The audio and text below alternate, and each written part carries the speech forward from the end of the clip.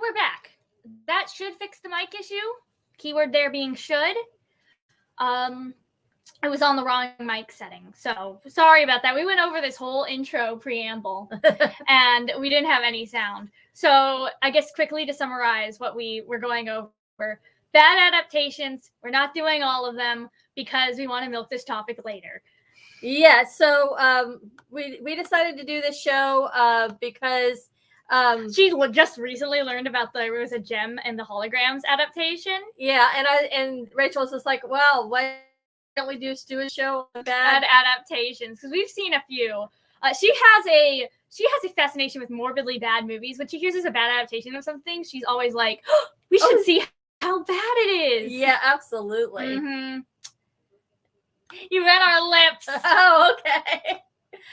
Well, once again, guys, sorry about the technical issues. But moving on to the actual content of the show, I just want to quickly preface real quick. Also, when we say adaptation, we've purposely made that term broad so that we can talk about basically whatever we want. Stuff from books, stuff from real life events, stuff from video games. So if there's something on here that you're like, oh, that's not quite an adaptation, well, to us it is because we wanted it. Oh, they're all adapted. They're all adapted from something. So the first one that we wanted to talk about is one that you suggested and yes. I had to watch for this show. A lot of these that we watched ended up watching beforehand before we even planned out the show. This is one that I watched for the show, and my God, that it deserves to be here. The Haunting, or The Haunting, which is an adaptation of the 1959 novel The Haunting of Hill House, which is not a good film. The remake, I want to clarify, the 1999 remake of the original movie. I think it's a remake of the original movie from the 60s, which is an adaptation of the book. But we're not going to talk about the original because we want to talk about this as just an adaptation from the book. And oh my gosh, it might be one of the worst adaptations of a horror anything I've ever seen in my life. It's so bad. Oh yes, Robert Wise. Yes, Robert. Yeah, we're not talking about that one. That one's A+. That's an A+ adaptation. We're talking about the 1999 one. And where do I start? Okay. So actually, you go ahead and talk about The Haunting of Hill House because that's your book. That's your favorite classic book. Yeah, it is one of my favorite books of all time. It's so good to her that she made me read it outside of class. She's like, they're not making you read Haunting of Hill House? Here, read it. And it was short, so I did. And it was amazing. Yes, so The Haunting of Hill House is really a kind of psychological slow brew thriller of a book. It's about this woman named Eleanor who's been a spinster, had to take care of her sick mother all her life. Mm-hmm. And then one day she gets this invitation to go out to do a study in a haunted house to study ghosts. And there's some other side characters there. And it's just a really psychologically slow burn book that is based on having it's basically an unreliable narrator, the book. Yes. Because we don't know if what's going on. There's a lot of weird stuff going on in the house, but at a certain point, we don't know if that's actually ghost stuff going on or if it's all in the mind of our main character. And I absolutely love stuff like that. Thank you for letting me read this book. Oh, yes. I love this book. This is amazing. And the original 60s movie, amazing. This adaptation, I don't even think, like, we're going to see this as a pattern in a lot of these, but this is not an adaptation of the book. This is like somebody read the Cliff's Notes of the book, said, I got to write my essay real fast, and then just like put this out in like the last 30 minutes. Let me just take my take on this Haunting. Yeah, you hated. Haunting at Hill House was the scariest book I ever read. I didn't sleep for weeks. It is horrifying. It is. It is actually one of Stephen King's favorite novels, by the way, and I'm gonna talk about that in just a minute. But yeah, you had a grudge when I said we're gonna do bad adaptations. You're like The Haunting. Yes, we had to do this, and let me tell you about this. Okay, I was pregnant with Rachel at the time when this movie came out, and I was so looking forward to it. I'm like, oh my goodness, one of my favorite books is being done, and there's this great cast. You got Catherine Zeta-Jones as Theo the questionable sexual, artist, and you've got not in that movie, but I forget. I forget the name of the late girl who plays Eleanor, but I like her. She's a really great actress. The actors in this movie aren't bad. And then you've got Liam Neeson as the doctor, and the really weird casting of Luke Wilson as Luke Sanderson. Yeah, that was like the weirdest part. That I could not. I really out of the film, that casting was just terrible. I agree. And Brady, that it was more focused on the visual effects, not story. And the worst part is, in today's day and age, those visual effects don't even look that good. I'm going to be real. When it comes to CGI, is fine in most movies. In horror movies, to me, it's a complete turnoff because I can automatically tell this is fake. I'll take practical effects any day of the week. So the problem with there are many. The Haunting of 1999. The Haunting of Rose's favorite book. This scene should have been done so much better. Welcome home, Eleanor. Yeah, that is such a chilling scene in the book, and gosh, they do that with a lot. So not do good. Do you remember how they do? Because I know it's been a while since you've seen it. I just seen it recently. Do you remember how they did the who is holding my hand scene? Oh yeah, where in the original, in the book and in the original, it's like this slow build up, and she thinks that she thinks Theo's holding her hand. Yeah, and then it's revealed after a minutes and minutes of build up that Theo wasn't there, and then she looks at her hand and she's like, who was holding my hand? I swear to God, in this 1999 version, it's literally just a throwaway line while other stuff is happening. It literally makes no sense. If you don't know the context of that scene, it's literally other stuff is happening, and she just randomly says it, and it sounds like why are you saying that? Literally, they didn't even speed run it. There was no scene where she would think anybody was holding her hand. She just says the line. Okay, so the basic real difference between the book, The Haunting of Hill House, and the movie of the 1999 film. This is not a psychological horror. Well, the main character, the whole thing in the book is she crazy? Is all this stuff happening to her? Is it in her head? Is it outside sources? What is it? You don't know. And this one is about, she finds out that she's a lost child of the home, and that there's all these children in the home that died, and it's just terrible. This is the definition of this. I forget who directed this. Who directed this? I think he said DeBont. DeBont is the definition of didn't understand the assignment. The whole thing with Eleanor in the house is that her growing closer to the house in the original book is supposed to be at least how I read it, it's sort of like an abusive relationship. It's supposed to be creepy and unnerving, and as all of her other relationships are crumbling down around her, and she gets more lonely, she grows this connection to this house, and it's really creepy. And in the 1999 version, it's supposed to be happy family. She was part of the family. She needs to save the children. It's happy, heartwarming, literally the opposite of what it should be. That's the reason what makes it such a bad adaptation. It feels like it does not understand the original source material at all. So I found out some information when we were doing the research for The Haunting. Originally, this film was being developed with Stephen King and Steven Spielberg. Oh my gosh, that would have been amazing. And like I said, I've told you that Stephen King, this is one of his favorite books. Mm-hmm. This is he actually had a book collection that he did where this was book number 3. But what happened was he started the script, and then due to creative differences, he broke away from it. Stephen King did, and he ended up developing his script into what is one of the probably best miniseries he ever did, which was Rose Red. Oh my God! And you know how much if you've seen Rose Red, you when you see it, you're like, wow, this if you just unlock something in my brain. Yeah, if you've read The Haunting of Hill House and you watch Rose Red, you can see where they could be companion films almost. And so that was his adaptation that's what his adaptation ended up becoming, was Rose Red. And then the theater got this trash.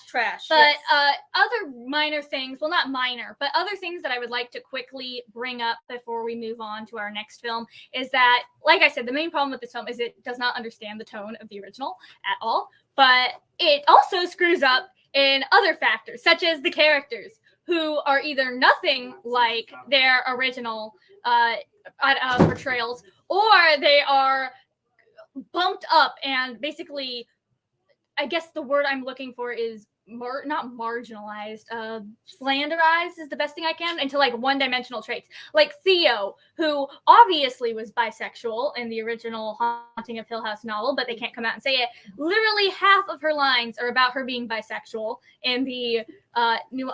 what's his name? I always forget his name. The other guy in the house who's not Luke. Luke is just in the movie to say stuff that's happening or already, like, this is like the definition of awful comic relief characters. Like, he is the embodiment of awful comic relief characters who's there to ruin everything. And I couldn't even feel satisfied when he died at the end, because he wasn't supposed to die. Like, he died for no reason. Like, there's no reason for him to die. He didn't die in the original. People shouldn't be dying in this movie, except for Eleanor at the end. I don't... Oh, hello, Clemens. Welcome to the show. Hello, Clemens. Welcome to the show. We are just wrapping up talking about the awful Haunting of Hill House 1999 adaptation. And yes, practical effects all the way, agreed. It can really ruin a movie, CGI, when you try, especially a horror movie, if the effects are bad. And in this one, they are really bad. Like, really bad. And Brady has some information about the director at the time. He was coming off of Speed and Twister. I enjoyed Twister. Oh, we can agree to disagree on that. But I think he was the wrong director for that film. But surprisingly, this film made the list because it's personal to me. But the thing is, the movie did well in the theaters. It actually grossed $180 million, which is rare for these. What were the films we're going to talk about? That's rare. There's only an $80 million budget, so it was a hit. But I don't think a lot of people had read the book, because later on in the show you'll see where fan bases can really or break a film. Just before we move on to the next one real quick, I just got to talk about how the ending of this movie literally reminded me of Disney Channel original, with her facing this ghost of the man who killed all these children, which is not a plot point in the original book. By the way, we don't know what's going on with the house. There's no backstory, and that's what makes it scary. The less you know, the more scary it is. But I digress. It ends with her basically giving this big speech about family. It's about family and love. And she beats the big bad ghost, who has been shown to be able to kill people, by talking about family, love, and hope. And oh my God, like, even if this wasn't an adaptation, that is the dumbest ending to a movie. Especially if you're trying to take this seriously. Like, this is a serious horror film, and you end it by using the power of love, hope, and family. Yes, I left the movie highly offended. I don't know how you sat through the whole thing. Yes, at the time, Catherine Zeta-Jones was the hot ticket. I don't know who these people are. If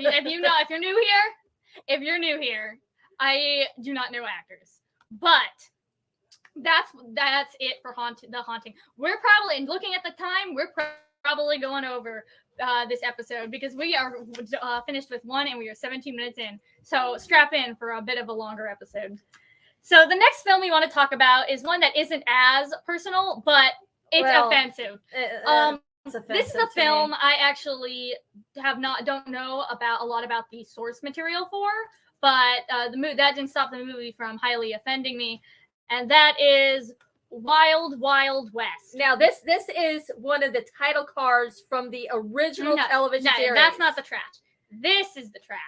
Okay, so let me talk about the original Wild Wild West, because I don't think you've ever seen it. I have not. Westerns aren't usually my thing. Well, this was a different kind of Western back in the day. I, as a kid, this had already gone off the air, but they played it a lot in syndication, and my parents were really big into Westerns, and so I heard this theme song and saw these opening credits for a very long time. Wild Wild West was a little bit different than your regular Western show, because the spy game was becoming very big. in the late 1960s. And so they decided to develop a show having two Secret Service agents, James West and Artemis Gordon, and they would solve crimes in the Wild West. And the show was a little bit, it was kind of like more modern and had some really crazy villains. And it was always very exciting and had a lot of cliffhangers and kind of like a comic book style opening and side shots and all that. You saw this, and then I grew up with then this they show. wanted money. So they made this movie, which has, I assume, very little to do, because this did not feel like a Western at all, I will say. But you said that Wild Wild West, the original, was different from other Westerns? Yeah, the Wild Wild West was on from, I think, 65 to 68, I want to say. And like I said, it was before I was born, but I was like really, I really knew a lot about it. That actually sounds really interesting. They're Secret Servicemen. Yeah, Robert Conrad was really good in it. Selling me on this kind of, because like I said, I'm not usually into Westerns, but I am into spy stuff. So you guys I might have to check that out actually. Now Brady makes a good point. So go ahead and play that point. And it brought steampunk to the big screen, but yes, bad. The show was superior. Well, let me tell you something. Was this really the first steampunk? This film? was considered one of the first steampunk films, and so the steampunk community holds this movie in high regard. Oh, they should. I'm sorry, steampunk community. I'm sorry. You didn't deserve this for the first. Let me tell you, my husband and I were really huge fans of Will Smith. Okay, we loved every movie he was in. So of course, when the Wild Wild West came out, I'm like, wow, they're taking this really kind of, because nobody had really seen that show in a long time, so it was kind of an obscure take and adaptation. But having Will Smith and Kevin Kline, so you're thinking, wow. Here's Kenneth Branagh playing the bad guy. He's a great actor. He's a Shakespearean actor. And then you've got Will Smith, who's, he's the hot ticket. And Kevin Kline, who's like got this great comedy sense. Okay. So you're thinking, you're going into the film. You were not here. So let me just go. You were. And then you can, I'm just telling you my experience when we went into the theater. Okay. So we were so looking forward to going to see this film. And when I left the theater, and I can't speak for Brad, but I think he really felt the same way. We felt unclean. We felt dirty. I mean, I felt like grimy. It was just like, it was one of the most icky. I mean, it was like if a movie was like it could saturate you with goo or ickiness. This was the film. Okay, I'm like, this is nothing like the show. It was just horrible to me. Was it all of the sex jokes? Was it literally that there was a sex joke? No, it was like Kenneth Branagh's character was just like highly offensive, and I know he was supposed to be, but it was just like ew, and the whole thing was just ew. It was a caricature of the show. Like I said, I don't know a lot about the show, but I'm assuming that's accurate. That it was a caricature. I would say that's a good. So what did you think? Before going into my thoughts, as somebody who hasn't seen the show, I gotta ask, because you say you're big fans of Will Smith at the time. Was this a time before Will Smith was considered hit or miss? Was this the first real bad movie where people had to be like, oh, Will Smith isn't good in them? Yeah. Wow. So that's a piece of movie history, because I know who Will Smith is. And if I know who Will Smith is, but I think you know him. Like you were a kid, and you unfortunately saw After Earth. I think that might have been your first real experience with Cypher Rage. Great name. And that's that film. Man. Enough about After Earth. We have to talk about After Earth sometimes. We should do a Shyamalan show. We should do a Shyamalan show. But digressing about Shyamalan, as somebody going new into this movie, I will agree. Even though I have not had any personal connections to this show, I also felt this movie feeling like really dirty. But that for me was the fact that there was sex jokes like every 5 seconds. This is why I am always reluctant to go into comedy films when I don't know the director, or I don't really like the trailer looks iffy, because a bad comedy is the worst. Like if you fail at a comedy movie, it's one of the worst things I think you could fail at, honestly, because you have one job and to make people laugh, and if you don't do that, so you get another great cast. Oh, You get another great cast and a really poor film. This movie did not do well financially. I don't have the numbers, but I know that it did not, because they were planning on doing a sequel. Oh, thank God they didn't. And they totally, after it came out, the film lost money, so they decided to put a kibosh on that. But Will Smith still, for a while had Men in Black, and then apparently, I didn't know how big of a deal the original 60s show was, because everybody, all these people saying they were just highly disappointed by it. All I know is, because like I said, no connection to the original show. I went in, saw a really, really, really bad comedy that made me want to tear my eyes out and kill the person who thought that sex jokes just constantly could count as humor. And that's basically my experience with it. But once again, I'm sorry, steampunk community. You don't have to defend this film. I know it's important to you. It's not good. But I think we, moving on to our next one, I think we kind of spoiled it for a misclick. Yes. But Gem and the Holograms movie. Now, some people aren't fans of the original 80s show, but still, I think even if they aren't, they could at least empathize with those who were greeted to this atrocity in 2015. So she didn't even know there was a Gem and the Holograms movie.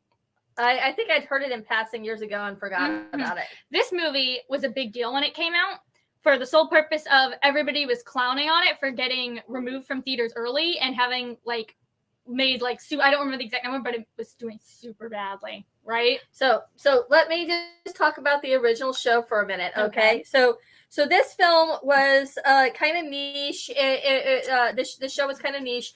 It was a syndicated series show, but it was kind of also a hit. It was on from 1985 to 88, and it was about a girl who uses a hologram and to have a band, and she used the software that her father created, who had passed away, to do the shows and to be Jim. Mm-hmm.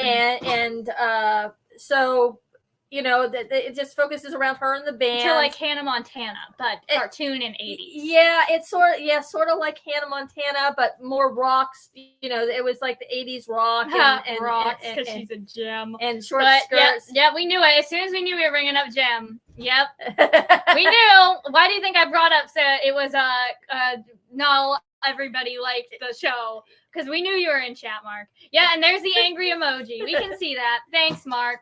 So yes. So this was a show. Once again, an 80s.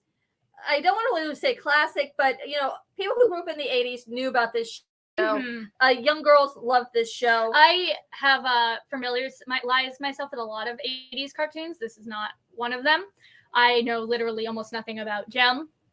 But I do know that this movie was awful, because I made myself watch it, even though I was not didn't have any connection to Gem. Because like I said, it was a big deal how bad and how bad this movie flopped in 2015. So in 2015, I guess they decided to try to invoke nostalgia by coming out with a version of Gem and the Holograms, but it's really totally different. It feels like a Lifetime movie, honestly. It feels it is, because let me tell you the premise, and then you'll realize how just generic the storyline is. Okay, so in this one, her father's dead also, but she's a teenager and she's got some friends, and they do this video where they sing and they go on YouTube and they do this song, and the girl is really embarrassed and shy, so she tries to take the video off, but before she can, it gets 1 billion views. Or this is the that. Most generic premise ever. And then her mom ends up almost losing her house.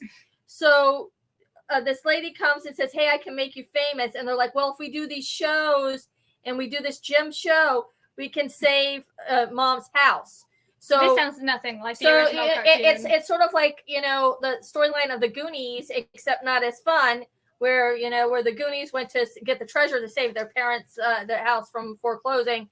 That this girl decides to try to save her mom's house by forming a band. Mm-hmm. And so, yes, the movie was a $5 million budget film. Okay, and it had Molly Ringwald in it. Yeah, no wonder it felt Lifetime. $5 million.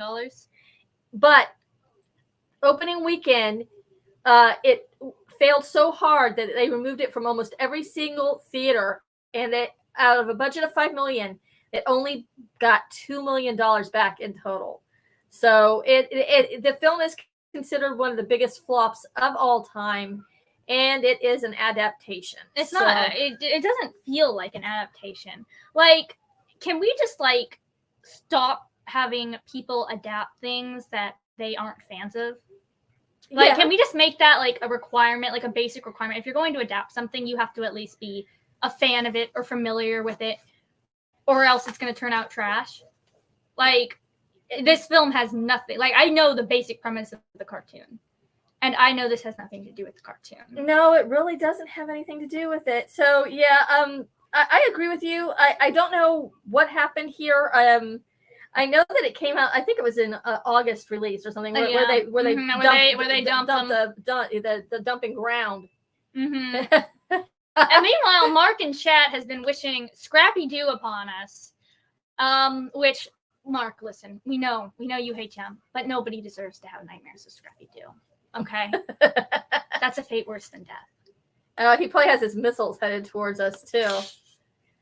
Well, at least if they hit, it'll save us from having to talk about the next movie, which we don't have a strong connection with as the previous three, but we had to bring it up because it was topical and relevant. That would be the original Super Mario Bros. Movie from the 90s. What a clown show. So, real quick, we watched the new Mario movie. Yes. We both had very different reactions to it. Yes, we did. Well, not very. She didn't hate it. I didn't hate it. I was absolutely in love with it because I am a big Mario fan, and you put a bunch of references on the screen, and I turn off my critic brain and go, "Oh my gosh, it's the best movie ever!" But yeah, we can. But I think, and you were more critical of it. But yeah, because the new, real quick about the new Super Mario Brothers movie. It's beautiful to look at. I don't think it has a lot of substance because it's based on a Mario. And the Jack Black thing's really was really funny. But I think if you listen to it over a few times, she's just tired of my little brother listening to the song that Jack Black Bowser sings in the movie. It shocks me that it became number one. Because listen, we're not going to get into this now. We can argue about this movie later. All right. But all I'm going to say is that we can at least both agree it's better than the clown show that was the 90s movie. Well, let's talk about the original source for a minute. All right. So Mario is a very, very simple premise. Two Italian plumbers, Mario and Luigi, save Princess Peach, who was captured by Bowser, a big turtle monster in a castle. This is the premise of the movie. This should be very easy to adapt.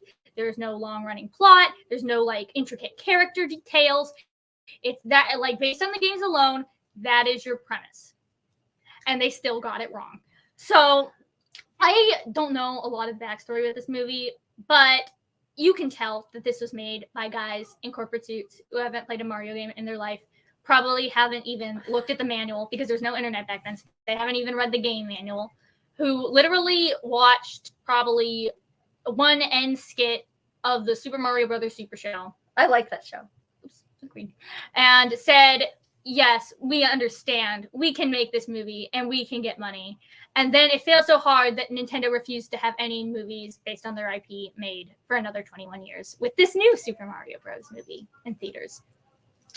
So this, how they fail so badly from such a simple premise? Well, they just decided to do whatever they wanted because they just took the original premise and said, and made it about dinosaurs and the prehistoric age and Mario and Luigi. Are they even plumbers? Yes, Mario and Luigi are plumbers in this. Okay, and it's so Bob Hoskins, who was a very well-renowned actor, best known for probably Who Framed Roger Rabbit here in the States, but he was also a very famous British actor. And I want to say John Leguizamo played Luigi, and he's been trying to make himself relevant by casting aspersions on the new Mario film. Because he wanted to play Luigi and he's salty that he didn't get the role. Because this movie, like he constantly tries to defend this movie, which no, this movie, you can really tell how much they don't care about Mario when they try to make one of the big emotional beats in the movie about Mario jumping, because that's all they really know about the character. So they have a female lead played by Samantha Mathis, who was a hello, Mary. Hey, how are you? Pretty big. Well, I wouldn't say she's pretty big, but she was like a well-known actress in the 1980s. Samantha Mathis was. She was a good actress, and they have her play this archaeological student. She's our Princess Peach, and she you wouldn't know Daisy. She's Daisy. She's in this one. Daisy in this one. Yeah, I didn't even know because she's nothing like Princess Daisy. Okay. So anyway, she ends up getting kidnapped and taken into this other realm where these dinosaur people live, and she finds out that she's a descendant and has dinosaur DNA inside of her, and that she's a princess, and that her dad, the king, has been overthrown by I think President Koopa. I think. Yeah, I know. No hate of them not calling him Bowser. He was called King Koopa back in the day, so that's fine. The real issue I have with them is them trying to say that he's a dinosaur when it takes a 2-second glance to realize that he's supposed to be a turtle. All of his minions are turtles. This is why I honestly think there was like no research. And he was played by the very famous Dennis Hopper of all things, you know. But oh, that's right, Mike. He did play Shmi in the Robin Williams Hook film. I forgot about that. Hook. I don't. I knew as soon as I knew. But this movie is just, when I call it a clown show, that honestly is what I mean. Because this movie has the same energy, even though it doesn't follow the basic plot line. I think you know, if you've ever seen a movie where like famous 80s characters are like transported from the cartoon world into the real world, and they're like reacting to the real world. This movie doesn't follow that archetype, but it has the same energy. You know what I'm trying to say? Yeah. And the sad thing is that this was the standard for video game movies back then. Nowadays, I think we're finally getting some good video game movie adaptations, and the reason why is because kids who grew up with the original source material are making the movies, so they're fans. And the reason why they were so bad back then is because people who didn't care less about the properties were making them. As seen with this movie is just so fascinating to me, because like I said, I don't know how they failed this badly. How do you get the plot this wrong? It's just the most simple plot ever. It's basically knight rescues princess, but you replace with plumber, okay, and you replace the dragon with a turtle. And I don't know what they were thinking when they made this, in all honesty. You know what? You're right, Brady. The practical effects in the movie were good. Yeah. This is the highest compliment I can give this film. So here's the thing. This movie they don't know exactly what the budget was. It was anywhere between 42 to 48 million. And worldwide, it only grossed 38.9 million. And for a movie that was based on two very popular characters, this is a complete failure. This is a complete failure. And like I said earlier, this is the reason why Nintendo refused to have anything with their characters, any movie made with their characters, for like 21 years, because of how much of a disaster this movie was. And now look at the turnaround. Now they're going to try to do Nintendo Universe style. Now they're like a Nintendo Cinematic Universe. And I also want to point out, this movie bombed. The new Mario movie is making so much bank. Like, it's getting kind of ridiculous how much money that movie is making. But you know what? That's the difference that's how much the fans can impact a movie. If they give the movie the thumbs down, that's going to tell the rest of the fans not to see it. If they give the movie the thumbs up, that's going to tell the rest of the fans to see it, because that's the primary audience for these movies. That's what's wrong with this one. The original Mario movie was trying to be a more general audience thing. The new Mario movie understands they don't care about critics. They don't care about all these other people. They know there are a lot of Mario fans, and they know if they appeal to them, they're going to make bank. And that's what they did. Yeah, I mean, and also the new film's really non-offensive. I mean, not in any way. So you can take your whole family to go see it, you know. And then you Like- get that, and then there's some creepy stuff in that first Super Mario. I don't want to film. even get into that. But I didn't even know, like I said, I didn't even know that she was playing Daisy instead of Peach in this movie. Daisy, yeah. Who is also a character from the games. But I don't know why they made that decision. How do they even know who she is? They don't know anything else about the game. I guess they had a sheet, a character sheet, and they said, they said, "Oh, we don't want to go with the main princess that's always rescued. We want to go with Daisy, even though if we don't know who Peach is and don't know the basic plot, we surely can adapt Daisy's character well."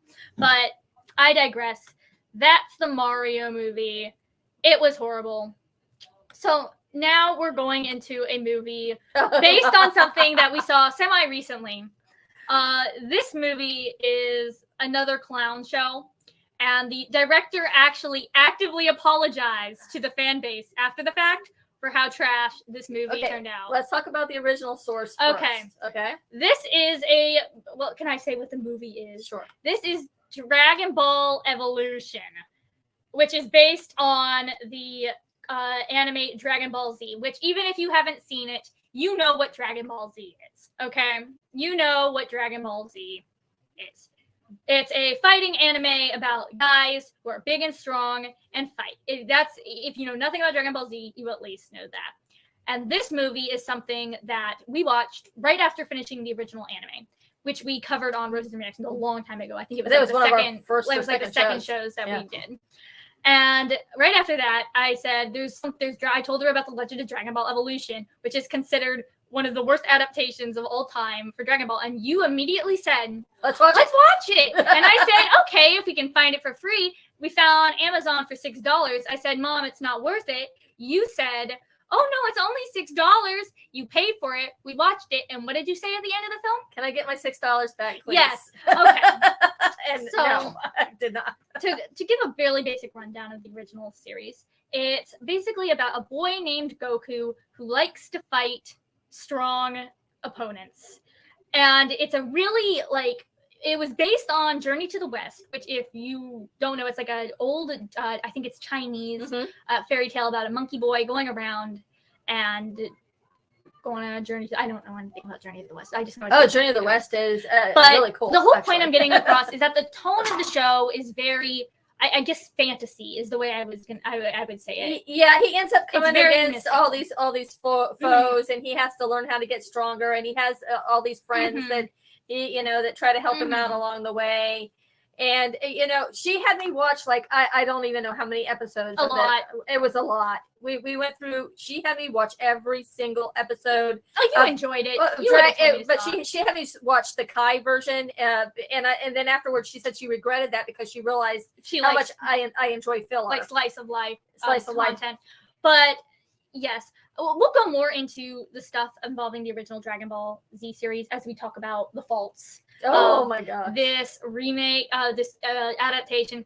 So this adaptation follows a boy named Goku in high school, and we immediately have problems based on the premise. Okay, the first immediate problem is the casting of Goku. Justin Chatwin. Okay, it was not worth $6, Clemens. Did he say it was? No, wait. It was not good. I hope I didn't misread that. But so yeah, Justin Chatwin is Goku. He's like the whitest, nerdiest. Yes, I was gonna say he's white. But he's the nerdiest kid, and his whole character is your average, like the most generic, I don't even know, 80s archetype. I want to be strong. I want to get the girl. I want to be popular in high school. Why am I such a nerd? Meanwhile, Goku in the original literally doesn't care about girls.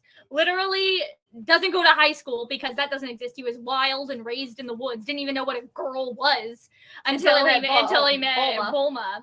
And he doesn't care about romance at all. Doesn't care about how other people see him. He just wants to have a good time fighting. So you immediately screw up with the main character of the film. And then it's and the setting. When we talk about high school, like I said, the original Dragon Ball Z is more of a fantasy environment. No, they put Goku in high school for some reason. Well, Goku's son, later on went to high school, so it would have been more fitting if it had been a Gohan story. You know what? That tracks. But I digress. Yeah. This film is just, it's one of those things that if you know the original source material, you go in and you're just, it's so sad, watching in awe they completely, it feels like a fan fiction, like a really, really bad. I wouldn't even go that far. It's I wouldn't even call it fan fiction. That's an insult to fan fiction. Okay, that's an insult. That this film is an insult to fan fiction. Okay, I'm sorry. This film doesn't go on source material at all. It's just him and the characters he meets along the way are nothing like the characters that we know from the show. You've got Bulma, who has blue hair in the cartoon. She's got a blue highlight. Yeah, blue highlight. You can't hardly even tell. She has no character to speak of. No, she's like they totally kill that character. Chi-Chi is probably the only one that's kind of cool. She is. And we were talking about. She eventually becomes Goku's wife in the show, in the cartoon. Yeah. But she's his love interest in this, and I remember constantly saying throughout the movie, I hope this girl went on to get better roles, because she seems like she's the only one trying. She's the only one. And James Marsters is Piccolo. He gets 0 screen time, so you can't really tell. But James Marsters is the main villain. Piccolo, the green one, does good with the 5 seconds of screen time that he has as our main antagonist. And I didn't even know it was James Marsters until she told me. James Marsters is best known probably as Spike from the Vampire show. Slayer. Come on, bro. We did a show on it. Oh, I know. But I'm just... What was that? We blurped. I hope we're doing okay. But, yeah. So, yes. James Marsters must be in the air around here. But, yeah. Only 2 people really trying in this movie. Speaking of Piccolo, if as our main antagonist, if you didn't hear me talk about the 5 seconds of screen time he got and came to the conclusion that he's not a completely terrible antagonist because, he's barely on screen. I think he wanted to do this because he liked Piccolo. He liked Piccolo. I'm so sorry for him. He was probably the only... God. Oh, God, don't. He was probably the only real fan of the source material going into this. Imagine being a part of this. You are a part of this production, and you're just seeing it crash down around you. But... honestly, there's nothing really much more to say. The characters are nothing like the original. The environment's not like the original. The story, I guess, loosely tracked. They're trying to get all 7 Dragon Balls before Piccolo can and wish to do some, I guess, evil stuff. It's not really clear. And then at the end, the ending of the movie is so bad. Spoilers for Dragon Ball Evolution if you care. It ends with the first main confrontation between our main villain and main protagonist is, I will stop you, Piccolo. I will prevent Ozaru, who is like Piccolo's minion in this, who is like a giant monkey. And I will stop you, Aunt Ozaru, who's been missing. And Piccolo's like, oh no, you are Ozaru. And then Goku's like, I am Ozaru. And then he like turns into a giant monkey. Kills Master Roshi, who is another character and voiced by somebody very famous. I think who was he voiced by? Somebody, he was in Crouching Tiger, Hidden Dragon. Yeah, I don't know what the actor's name R.I.P. R.I.P. his career for ending up in this. Oh, but we do have a surprise original OC character from this film that we actually. Okay, but let me talk about the ending first, and then we can talk about him. Okay. Or projecting and trying to make something good about this film. So it ends with, and he kills him. He kills Roshi in his rage. He killed him in his anger. And then there's like some talking with power friendship, and he unturns into an alien, back into a human, I guess. I guess he's a human in this. Oh, wait, I guess he's an alien because he's Ozaru, but he's not. I'm trying to apply the stuff in the anime to this movie, which clearly is more effort than the filmmakers put into it. But yeah, and then he defeats Piccolo, and then they use the wish on the Dragon Balls to bring Roshi back to life, even though his grandpa also died earlier in the movie, and he's known Roshi for like 2 minutes, and his grandpa his whole life. So that's great. And the only enjoyment we got out of this film was Sifu Norris, who is this random character who I guess was supposed to be like Master Roshi's master, who they throw in, played by, what's his name? I always forget it. Oh my! The guy from Winston from Ghostbusters. Winston from Ghostbusters. Yes. And we're like, who is this character? Why are they here? And we click on it, and Amazon has this thing. This is on Amazon. You have this thing where it tells you the character and the actor that they're played by, and we read Sifu Norris, and we're like, who the heck is Sifu Norris? He hasn't in the original. So the whole thing was just us projecting on this character and how he's the best character in the film. He's like there for 5 seconds. So it was us and our like delusional, like going kind of crazy because of how awful this movie was. And like praising this man. Yeah, we kept calling him Seafood Norris. Seafood Norris. It was the most enjoyment that we got out of the film. Our own inside joke. Yeah, it wasn't $6 though. Yeah. The last film that we are going to. Well, we've got 2 more. Oh, we have 2 more. Oh, yes. I was trying to forget the last one. The second to last film that we're going to talk about has a very similar, I guess, story-ish to how we discovered it. And no beating around the bush. It's Last Airbender, which after we finished watching the first season of Avatar: The Last Airbender, because this was big when it was like blowing up and like on Netflix. She's like, I want to see how bad it is. And we watched it, but arguably we had an even worse time with this movie than we did Eternal Evolution, because Eternal Evolution was like watching a train crash, like in slow motion. Yeah, it was like kind of a fun like this movie is the most boring thing ever. Like, it's so bad. Oh, okay. Thank you, Clemens. Thank you, Clemens. Sifu is Chinese for Okay, that tracks. Then why they call Master Roshi Master Roshi and not Sifu Roshi? Don't know. But history. I digress. So, real quick, she has not finished the original Avatar series yet, but from what she has seen, without going into major spoilers, so I'm going to try not to spoil it, this is a very good show. She remembers me watching this as a kid. Yes. And then I'm like, let me show you what it's all about. And you had to admit, for a Nickelodeon show, this was like peak. This is top tier. This is top tier animation. This is top tier storytelling. I really enjoyed watching. When she was a kid, I used to watch it. I was like cooking dinner, and and I'd like peek around, and I'm like, oh, what's going on here? And she absolutely loved this show as a kid. Okay, when it was on Nickelodeon, and so she decided she wanted to show it to me like in order. And we're not done with it yet. We've taken an extended hiatus, but what I have seen of it is very, very good. And oh my gosh, Mike, I am so sorry. I'm so sorry. And Mark loves a lot of people do. This is like one of the most, like for a cartoon series on Nickelodeon that aired in the early 2000s, this is like one of the most highly acclaimed shows. Yeah, it was on from 2005 to 2008. Mm-hmm.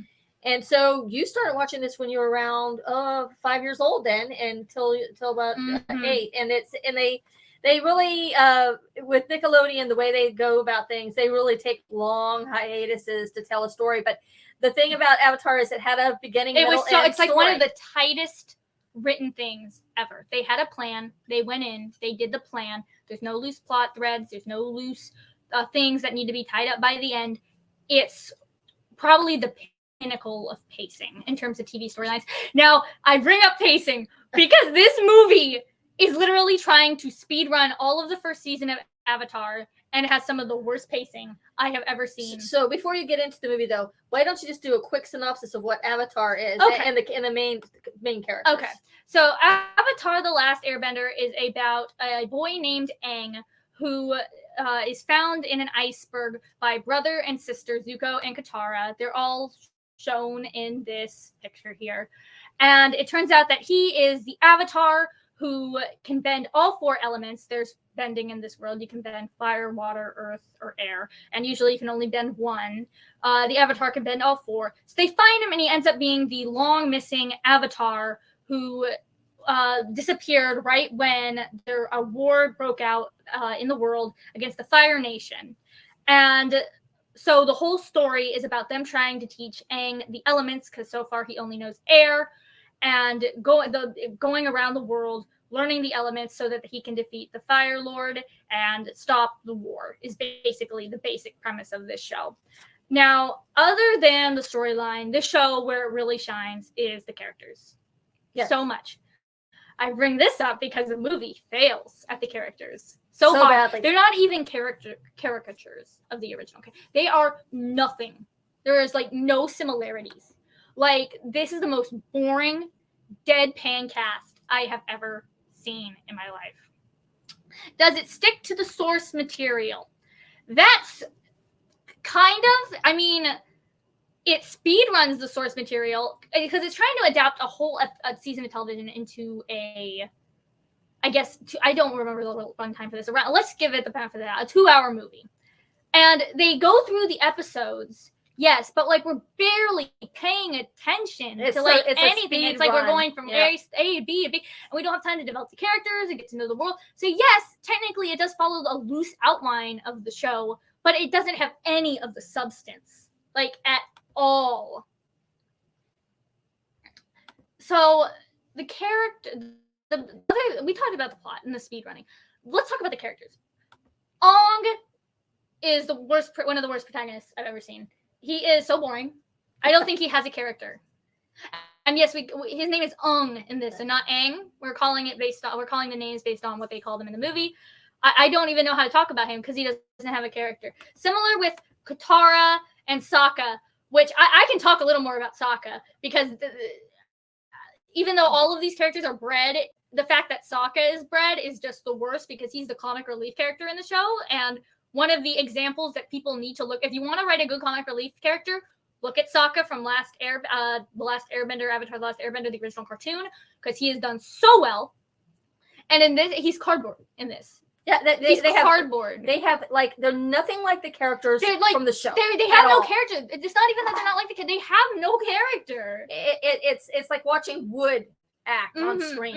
And I hate to say that because these are young actors, but I know when thinking, we were talking earlier about M. Night Shyamalan, and he was actually given the reins for this film. So you would think that there would at least be some kind of twist or some kind of flavor to this film, and it's really like eating plain yogurt. It's like, no, plain yogurt can be decent. It's literally like eating lettuce, eating raw lettuce with no dressing, no nothing.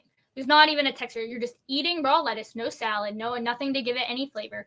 You're just eating that for like 2 hours as you wait and hope and pray for it to end. And then I remember, because the next episode, I remember your reaction. We watched this movie, and then we went into season 2. And the first thing that you said once we went into season 2, the first thing you said is, oh my gosh, they have character. Because you forgot, the movie was so bad, it made you forget that the original characters were good. So it was so draining. So this movie had a budget of $150 million, okay? And it grossed $131 million domestically, which is really not that bad, and $319 million worldwide. So it almost doubled its money. However, there was such a negative backlash. Oh yeah, the fans destroyed this movie. That they decided to scrap the trilogy. It was going to be they were going to do 3 films, but it was so bad. What I hope for is that maybe one day they'll decide to try it again with a better director, maybe, or somebody who knows the material. Well, apparently a live action series is in the works at Netflix. No hopes of that, by the way. All Netflix live action adaptations are trash. But Cheryl makes a great point here. Blame the director on the acting. Thank you, Cheryl. I always go into movies, and if I see acting that's particularly bad, unless it's by an actor who has a consistently bad track record across multiple directors, I always assume that it's the director, especially when it comes to children, because I always hate the term bad child actor, because it's not the child's fault, in my opinion. The director should have take a more prominent role, I would say, when it comes to directing children. So when you see a child act bad in a movie, I always assume, the director didn't do a good enough job of telling this kid what he's supposed to do, So the director, and Brady says, I've read that the director seems to be playing it safe and made it quite commercial, because they haven't seen the film. It's not even playing it safe. I wouldn't even say that that's quite accurate. I wouldn't even say it's commercial. Say what you will about Shyamalan, but he was a fan of the show. It's clear by the way he talks about in interviews. He was a fan of the show. It felt like Maybe it was the producers, the company. It might have had something to do with it. That's the thing, is it doesn't feel corporate to me. I can go into a movie, and if it looks corporate, I will call it out for being corporate. So you don't think this was corporate? I don't think that this was corporate. I think that this was made by people who liked the show, but they were not. It's sort of like being really good at a subject, like, but you wouldn't be good at teaching that subject. Like, these people were fans of the show, but they weren't good at making this adaptation. They tried to cram so much stuff in. They didn't have time for anything else. So what I'm trying to say is, it's kind of a now that I think about it, it's kind of a shame, really, because this movie, it feels like it was made by people who care. It's just it just came out so bad. They just shouldn't have made the movie. They should not have been the ones to make the movie. Thank you, Brady. I was proud of that analogy myself. Anyway, so this last movie is we're cheating. We're cheating here, kind of, but we discovered this movie's existence and we needed to talk about it. We have. Yeah, we just had to. This is something that's going to be kind of fun in a way, and kind of and topical, because this April was the month that this sad disaster actually happened. So this is let's stop beating around the bush. This is The Legend of the Titanic, which, no, it's not an adaptation of Cameron's Titanic. We're counting this as an adaptation because we're basing it on an adaptation of the actual event, I guess you would say. So before we go in, I'm going to disagree with you a little bit. This cartoon, which came out in, I believe it was 1999. Where's my notes here? Okay, so the cartoon came out in 1999. Titanic came out in 1997. So there's a 2-year difference.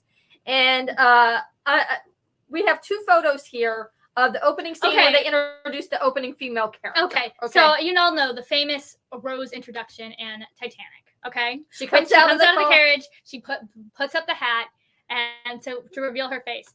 So that shot is directly like shot for shot done in the remake.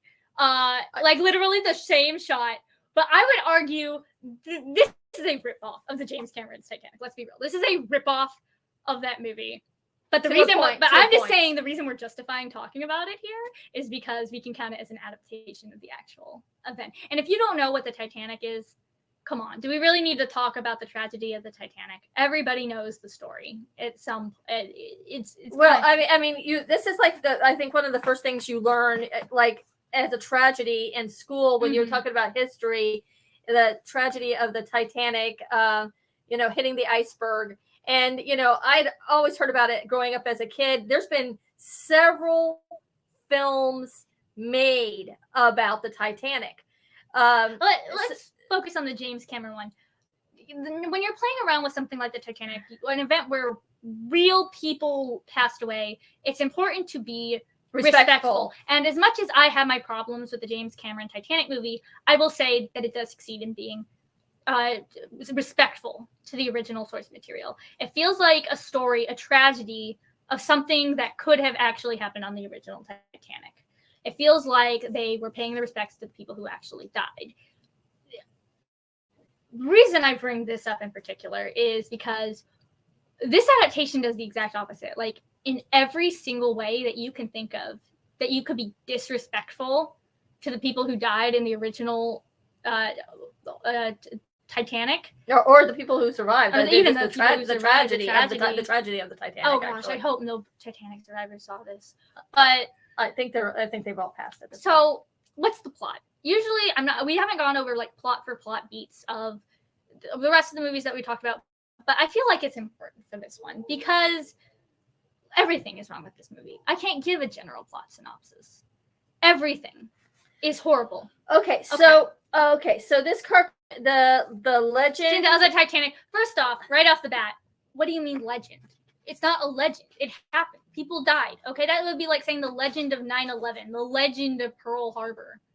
What are you talking about? It should be like, I don't know why they called it that, but probably because it is so far off the mark that this movie is actually a legend because it's a tall tale. So this movie starts off with some talking mice. and who are with their grandfather, and they're like, Dad, we're looking at this old Grandpa, we're looking at this old newspaper about the Titanic. A lot of people died in the Titanic, right?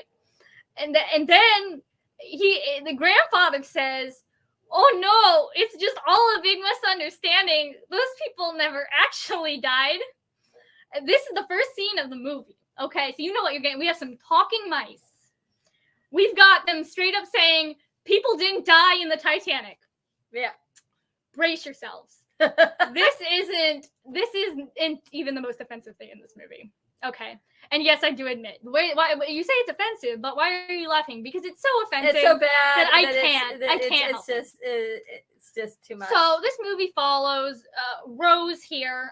Elizabeth, who is being forced to marry a man she doesn't love, and then she meets some other guy on the Titanic, and they fall in love. Does it sound familiar to you? It reminds me of the film I saw 3 times in the theater at 4 hours a shot, practically. Yes, Lorraine. Talking cartoon mice. Yes, who the grandfather from the survivor of the Titanic is telling his version of the Titanic Great story. name, Brady. The Remembrance of the Titanic. That would be better. Way better. Yeah, very good. So yes. So we flash back to the mouse, who's younger now, who's sneaking aboard the Titanic with these other mice, and they talk about ship protocol for the whole movie, and it's boring. But the grandfather, I think, actually worked on the Titanic, and then all the other mice are like there visiting and stuff. I think I don't know how that makes sense because the movie's very unclear. By the way, how did the mouse get a job on the Titanic? Anyway, he has the sailor suit and a hat. So we go through this movie, and it literally plays out like the James Cameron version until we get. Okay, gosh. Let me talk about. Okay, I don't know what to talk about first, Mom. There's a big reveal here. I don't know whether to talk about the sharks or dolphins first, and you know what I'm talking about, but they don't. Yeah. So, Mom? Sharks or dolphins? What's a better way? Let's do the dolphins because that'll make sense. So, not Rose here goes to the edge of the Titanic and starts crying because she doesn't want to marry this guy who, by the way, the main villain of this movie has an eye patch and wants to kill the whales. Very subtle. So she goes to the edge of the Titanic and she starts crying, right? She starts crying about how she doesn't want to marry this man. And then, you don't know what's happening at first. I'm going to break this down like you're a viewer. You don't know what's happening at first, but you see her tear, not hit the water. There's a dolphin right underneath her. So it, hits the air above the dolphin and, splits into, a rainbow net, right? And you're like, wait, what the heck is this? What is this imagery? And then the dolphin starts jumping up and, hovering in the air, talking and starts talking, and she's like, oh my gosh, I can understand you, dolphin. And you're like, what's happening? And then the dolphin says, I don't know if this is the exact quote, but something along the lines of, your tears caught a net of magic moonbeams in the water, and we added magic of our own and cast a spell so you can understand animals now. Yeah, I think that was what you did. Directly quoted that. Yes. So And she's like, wow, this makes perfect sense. So she can understand animals now. This is the scene that made us realize that this movie had to be included, even though it's not a traditional adaptation. Because, wow. So that happens. And then it's immediately forgotten about by the narrative, right? Mm-hmm. Because the lackey of the evil whaler guy who's trying to marry Elizabeth starts talking to a shark in the water, even though he didn't do the magic moonbeams thing. He starts talking to the shark in the water, and he's got this jailer hat on, right? He's dressed as a jailer, and they start talking. They can understand each other without the magic moonbeams, right? Yeah. Talking about, okay, here we go. Talking about, I don't even remember what they're talking. Something about the whales. Yeah, and getting a contract because this movie is about to do whaling, right? And he wants to use these sharks to help him somehow. Okay, this whole movie is a really bad save the whales message, which you're making a thing about the Titanic. Why is this here? If you want to make something about saving whales, do it on your own time, But let me look at these comments before I move on, because I'm getting Go ahead. cheesy cartoon about the Titanic. Yeah. The sad thing is that's about on par with the comedy in the actual movie. Yeah. You got cheese. You got mice. Good going, Mike. Good. Sounds like someone was on drugs. Yes. Mm-hmm. So yeah, jailer sharks whaling. You can understand that without magic movies. So things happen, progress. She's like, Dad, I don't want to marry him, even though she said this to him earlier in the movie. She's like, then you don't have to marry him. But he needs her for this whaling contract. So then there's a whole thing about kidnapping him. And then for some reason, the main bad guy is like, yo, tell the jailer sharks that we need the Titanic to come down. Right? Yeah. We need the ship for some reason to be destroyed. And so the jailer sharks go down and they trick this octopus named Tentacles into throwing an iceberg at the Titanic so that it'll sink and they can achieve their goals, right? So yeah, it wasn't a tragedy that happened. It was a bunch of jailer sharks tricking an innocent octopus boy and throwing a iceberg at the Titanic. So that happens. Everything then it starts happening. It starts sinking. Everything. Then we get the amazing line. There's enough lifeboats for everyone, which is completely historically accurate, as we know. So basically, everybody's trying to get off this ship. For some reason, Elizabeth and I don't even remember the name of the guy. He's so bland. I don't care. Don't leave immediately for whatever reason, even though the guy says there's even though in this version there's room for everyone. They just decide not to leave for some reason.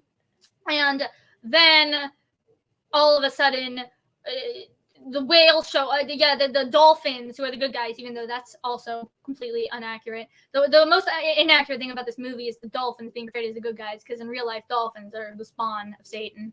But they're like, oh no, tentacles, you made this mistake, people could get hurt, people could die.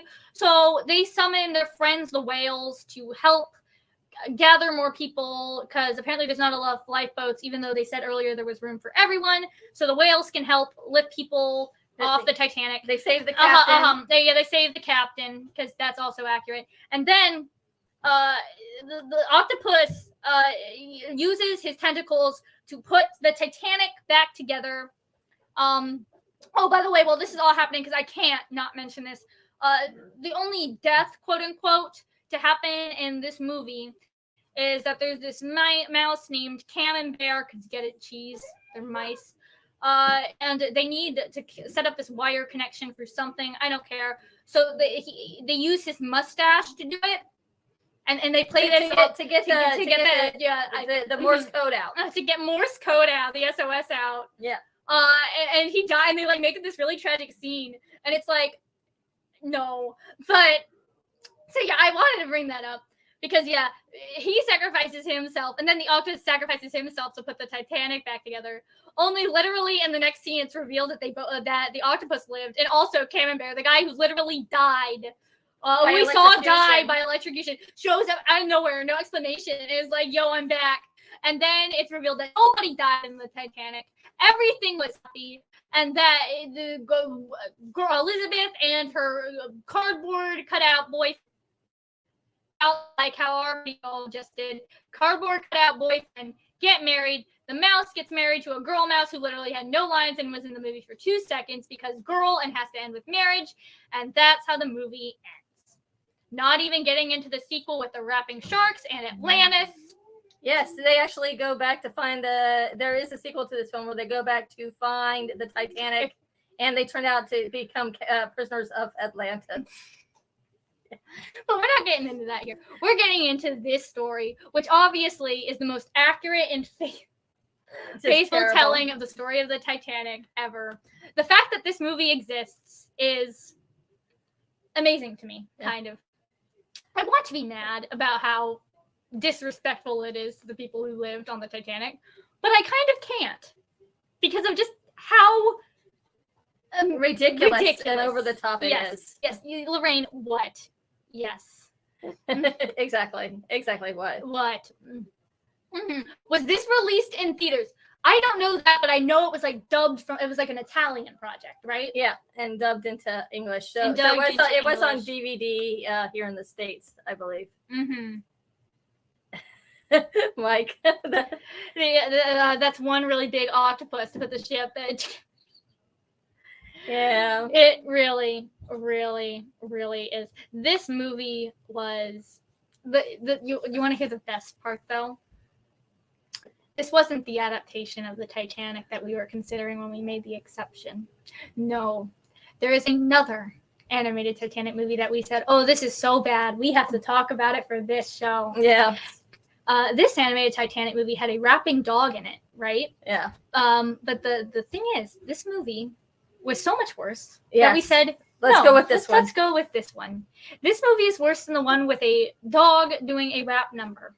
Yes, and wearing I think it's a basketball jersey. At least in the dog rap animated Titanic film, the ship did sink and people did die. Yeah, they stick to the true Titanic legend or historical accuracy, at least. So that's about it. We got to find an excuse to talk about the sequel to this movie sometime, because Atlantis, Titanic movie. But anyway, that's about it. That's all the adaptations we've got to cover for you guys. We've had a great time with this show. We all hope that you have. Yeah, thank you all for coming out. We've got some people here, and we really appreciate each and every one of you who came in, because you help make the show go along with your comments. You guys make the show what it is. And we so appreciate it. Hey, if you have an idea for us of a show for us to do, let us know. And we will, we're always open to suggestions. And, like with the Julia Roberts one that we did, we had asked for suggestions. And so, we haven't talked about what we're going to be doing next, but we hope that you all enjoyed it. And let's finish off with some final words from our Thank you people. So much, Mike. Thank you, Mike. Thanks for being here. Mark. Thank you so much, Mary. We appreciate it. Thank you so much, Brady. And Cheryl and everybody who came on tonight. Lorraine, thank you. It's okay that you couldn't come on earlier. We're glad that you made it. And before we go, I just want to go ahead and tell everybody once again, Lorraine is an author. She is right now doing a special thing on her Facebook page to support the American Cancer Society, writing a 3-minute, and you can donate to her and give her support over on her page. So go over to Lorraine Anderson's page and just wish her well on her efforts for the American Cancer Society. Thank you, Cheryl. Also, Jurassic Park movies. Okay, we should do Jurassic Park movies. You see, this is why immediately you give us your suggestions and we might take it. We're doing Jurassic Park movies next time. Thank you, Mary. So okay, all right. Well, then that's what we're doing next time. Okay. So thank you all once again for watching, and have a great rest of your day.